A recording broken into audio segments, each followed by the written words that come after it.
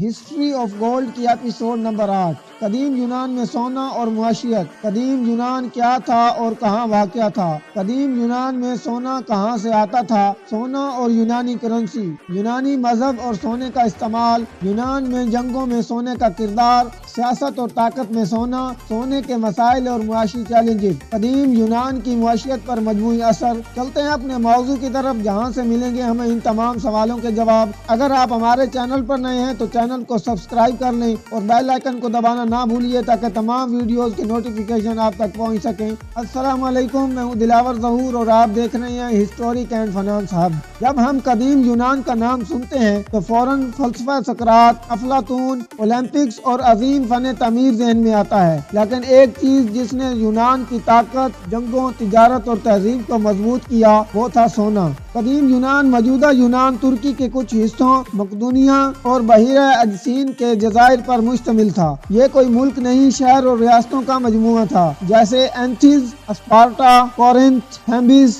ہر شہر ریاست کی اپنی حکومت، فوج اور معیشت تھی، لیکن سونا سب کے لیے طاقت کی علامت تھا۔ یونان میں سونے کے بڑے ذخائر کم تھے، مگر چند اہم مقامات تھے: مقدونیہ اور تھیرس، شمالی یونان میں واقع علاقے، یہاں سونے اور چاندی کی کانیں تھیں۔ مشہور پنجائم پہاڑ سونے کے لیے معروف تھا۔ یونانی تاجر سونا درآمد کرتے تھے۔ مصر، لیدیا یعنی موجودہ ترکی، فارس، ایران، یہی تجارت یونان کو عالمی منڈی سے جوڑتی تھی۔ ابتدا میں یونان میں بارٹر سسٹم تھا، بعد میں چاندی اور سونے کے سکے بننے لگے۔ دنیا کے اولین سکے لیدیا میں بنے، ان کا اثر یونان تک پہنچا۔ یونانیوں نے سونے اور چاندی کے سکے شہر ریاض کے نشان کے ساتھ جاری، جیسا کہ اینتھنز کے سکے پر اول کی تصویر بنی ہوتی تھی، اول جس کو اردو میں الو کہتے ہیں۔ سونا زیادہ تر ریاستی خزانے اور جنگی اخراجات کے لیے استعمال ہوتا تھا۔ قدیم یونان میں جنگیں عام تھیں اور سونا ان جنگوں کا ایندھن تھا۔ تمام تر اخراجات جیسا کہ فوجیوں کی تنخواہیں، ہتھیاروں کی تیاری، اتحادیوں کی مالی مدد وغیرہ، خاص طور پر فارسی جنگیں،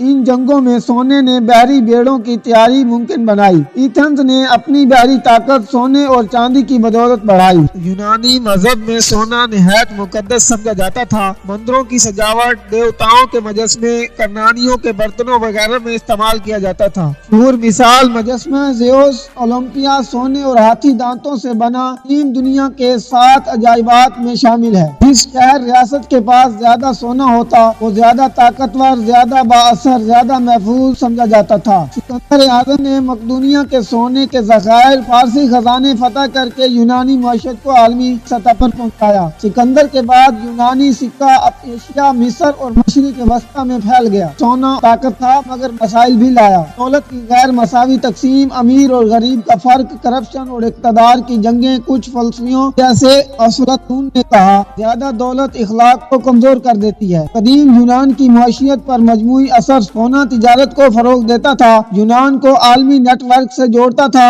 علم، فن اور فلسفے کو مالی سہارا دیتا تھا۔ اگر سونا نہ ہوتا، عظیم عمارتیں، علمی مراکز اور بحری طاقت ممکن نہ ہوتے۔ قدیم یونان میں سونا صرف ایک دھات نہیں تھا، یہ طاقت، تہذیب، معیشت اور عالمی اثر و رسوخ کی بنیاد تھا۔ ویڈیو کو لائک اینڈ شیئر کریں، کمنٹ سیکشن میں اپنی رائے کا اظہار کریں۔ ملتے ہیں ایک نئی ویڈیو کے ساتھ۔ اللہ حافظ۔